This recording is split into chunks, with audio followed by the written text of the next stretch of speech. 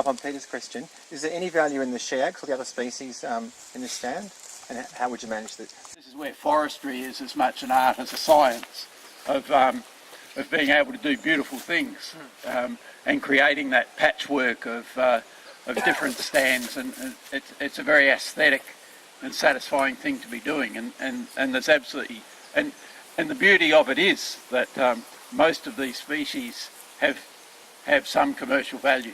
Clearly your carry, certainly your she oaks, definitely your blackbutts. I just would like to share, for those who are not aware of the actual current today opportunities or markets that exist for carry and the approximate value of logs delivered to the purchasing site. That's just today's situation. It can change in various directions, but we currently have the single mill that takes a constant feed of large to medium and down to about 250 300 millimetre carry is the Greenbushes, which is West, and they have contracts with the state. They did have part of their milling operation based in Pemberton, as you mostly would be aware, but that had to move and be aggregated into one site at Greenbushes along with the West Jarrah operation. So that's the current situation. You've got a combination of carry and Jarrah being cut to various board products at Greenbushes, and the amount of carry is about 40,000 cubic metres a year equivalent. That's the big market, and they have just installed a large log line to enable large size carry to be cut. For a while they were only able to cut up to about 650 millimetres. It's about that big. In other words, if you had large carry logs, there was no one who was likely to take them. So there is just a future question about, will there be a market for anything that's bigger than a metre? You know, that used to be 1.5 average of large logs, but there may be a slightly limited market in terms of milling capacity. That's the main market. There's the West Beam company up north of Perth is currently running with some peeler carry logs, which are coming from the south.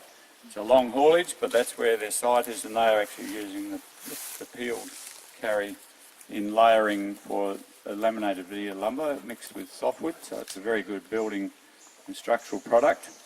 That's taking about of the order of 10,000, and looking for more in the near future if they continue to expand their competitiveness. There's the standard chipwood for paper production, that's through Waypress, and they're the only carry chip customer at the moment.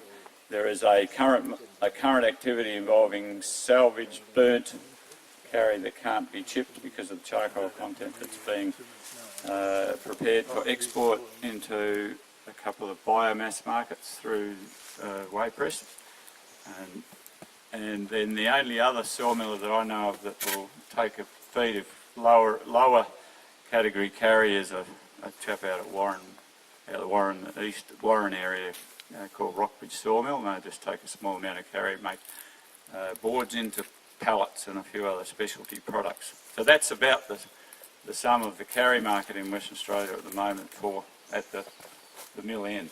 WA Treeworks is a company that our primary operations are in the north around Perth. We're doing some thinning work for the Forestry Commission in share farm plantations, mostly pine. But we also provide an avenue for growers who have other products like eucalypts. We're connected to some markets, some of those are export. We're actually also, a bit selfishly for our own purposes, working on some markets related to some eucalypt species, and I don't want to say too much about that just now, but I think that will offer some potential for growers of some of the euc species, and that would have local processing, which is always a feel-good thing, and a local customer. So that's, and I guess why I'm interested in being here today is because a little bit consistent with what Duncan was saying earlier about the cooperative. There's lots of patches of native forest, but there's also lots of small plantings of eucalypt plantations. And on their own, as a small patch, it's very hard for a farmer or a grower to be able to do something commercially with those. And if I can just throw a comment here about this patch, Andrew, thinking about the 12 hectares, the commercial reality is, for a thinning here, you'd probably struggle to get contractors to come and do it, because the machinery they operate is quite big, expensive to run.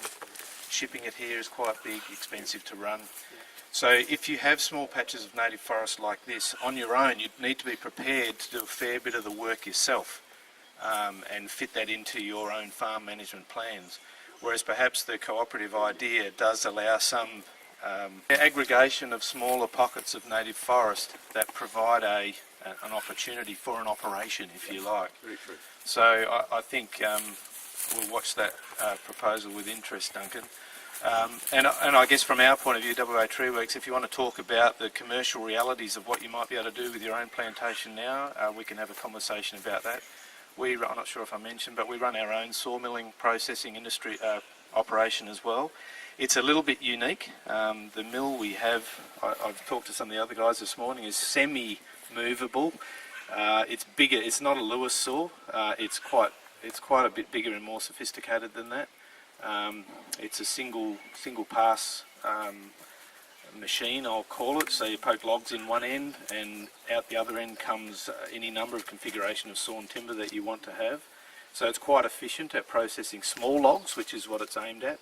And so, you know, even the small carry, if you know, it's possible that that machine could do that for a local market. We haven't looked at carry yet, but certainly the other eucalypt products, as I mentioned earlier. So if you want to talk a little bit about that, we also, like John, can connect you with export markets. We've done quite a bit of that. It's just I suppose I feel a little bit guilty in this group, because I feel the growers and foresters as we're a bit more earthy, you know, and we just love the trees and we love watching the trees grow and be healthy. I feel like I'm on the dark side now, on the money making end of it, but it's not always money making. It's hard work, but I think for growers to maintain healthy forests, you need a commercial avenue somewhere, and that's the seat that I feel at the moment. Really, what we're trying to do is keep the forest healthy. Long-term health is a fundamental principle. Thinning is one way of achieving that. There's a lot of bugs, unknown bugs going around, fungi, whatever, hitting trees that are under stress, and the forest is screaming to be thinned. A lot of regrowth marri you'll see around farmland around the southwest needs to be thinned. The cankers, armal areas, all that sort of things are nailing stressed forests like this. And the key objective there, okay, Andrew's here, is fire, and you mentioned environmental reasons, but fundamentally it's about keeping the forest healthy.